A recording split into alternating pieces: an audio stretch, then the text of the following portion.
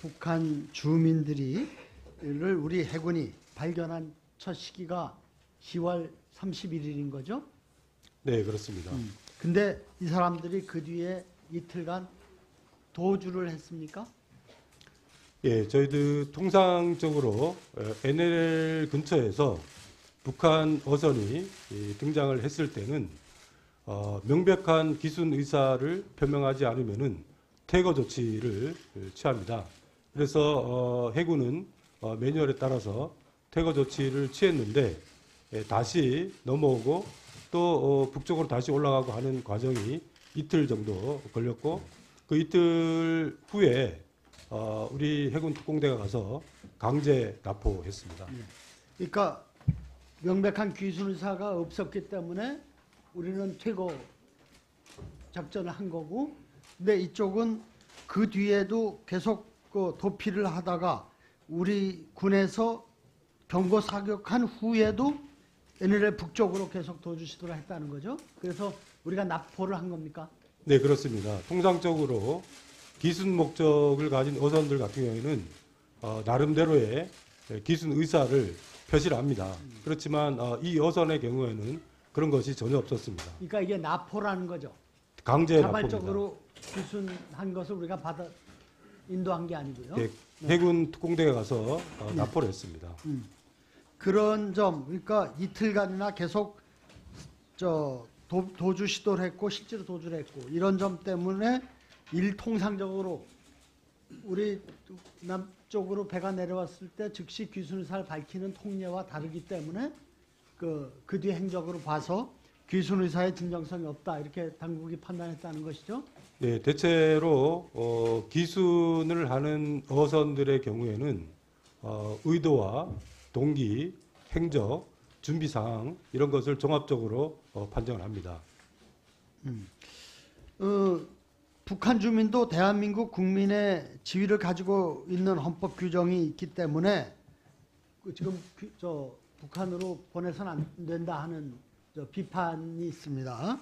네, 어쨌든 남북 관계의 특수성을 우리가 고려하지 않을 수가 없는 입장이고, 또 특히 이 사안은 우리 정부의 집행 관할권이 북한에까지 미치지 못하고 있고, 가해자, 피해자가 모두 북한 주민이고, 또 범행 현장도 북한이기 때문에 우리 국내에서 그러니까 그렇기 때문에 북한으로 추방하는 것이 불가피한 측면이 있었다고 보여지는데, 만일 이 사람들을 그런 흉악 범죄를 저질렀다는 것이 인지된 이상 그것을 국내에 그대로 두고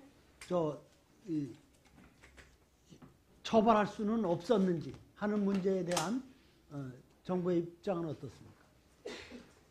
예, 일단은 아까 설명드린 대로 첩보가 있었고 2명에 대한 분리신문에서 범행의 과정에 대해서 상세한 진술이 있었고, 또 우리가 통지문을 전달했을 때 북한이 그 부분에 대해서 이미 알고 있었다는 점을 보면은 이 나름대로 이게 범죄 사실에 대해서는 어느 정도 저희들이 이제 확신을 아는 것이지만, 재판에 기소를 해서 일종의 형사적 재판을 하는 것은 다른 문제라고 생각합니다. 이게 합동신문이라는 것은 행정조사이고 그야말로 수사를 하기 위해서는 증거라든가 또 거기 관련된 자들이라든가 뭐 기타 등등 여러 가지가 있어야 될 것 같은데, 아마 재판 절차를 거친다고 한다면은 아마 기소를 정확하게 하기가 어려울 것으로 보여집니다. 그러니까 재판에서 유죄 판결을 내려서 처벌하기 이전에 형사소추조차도 불가능할 걸로 판단했다는 겁니까? 또 그런 일반적으로 불가능하다는 것입니까? 진술만으로 기소하기는 어려울 것 같고요. 증거라든가 기타 등등 여러 가지들이 추가적으로 있어야 되는데, 그런 부분들을 모든 것이 북쪽에 있는 상황에서 그것이 가능하겠냐 하는 생각을 가집니다.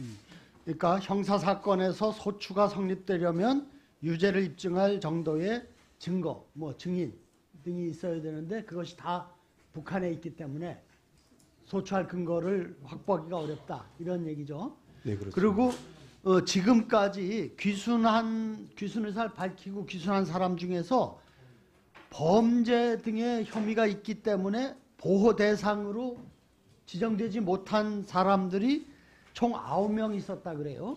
근데 이분들은 저 살인 등의 중대 범죄 혐의자이기 때문에 우리 정부가 귀순 의사가 있음에도 불구하고 저 보호 대상으로 지정을 못 해준 건데, 이 사람들을 이런 살인 등의 중대 혐의가 있었다면 우리 정부에서도 마땅히 소출을 했어.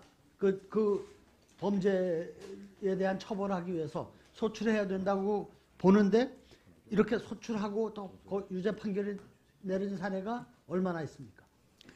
예, 대체로 뭐 러시아라든가 중국에서 사건이 발생한 경우에는 러시아와 중국에 기소가 돼서 감옥에서 살았던 적이 있습니다. 그렇지만 북한 내에서 벌어진 살인에 대해서는 진술만 갖고는 처벌하기는 어려웠기 때문에 아마 석방한 것으로 알고 있습니다. 그러니까 이 사건 이전에도 살인 등의 중대 범죄 혐의가 있어서 결국 귀순 의사를 갖고 남쪽으로 왔지만 보호 대상으로 우리가 지정하지 못했던 사람들도 결국 소추해서 유죄 판결을 내린 적은 없었다는 말씀이시죠? 예, 그것이 지금 현재의 형사소송법의 요건을 갖추기가 어려웠고 어려울 거라고 생각합니다. 네, 그래서 그런 전례가 없었다는 얘기고, 그래 아까 좀 부처 간의 기관 간의 입장 차이가 없었다고 말씀하셨는데, 그래도 뭔가 대처와 공조에 있어서 뭔가 조금 미비했던 점이 있었다고 스스로 좀 이번에 판단하는 부분이 혹시 있을 것 같습니다. 예, 아마 그 문자 때문에 여러 가지 의혹들이 있었던 것으로 알고 있습니다. 그 문자는 JSA 경비대장이 보낸 것입니다.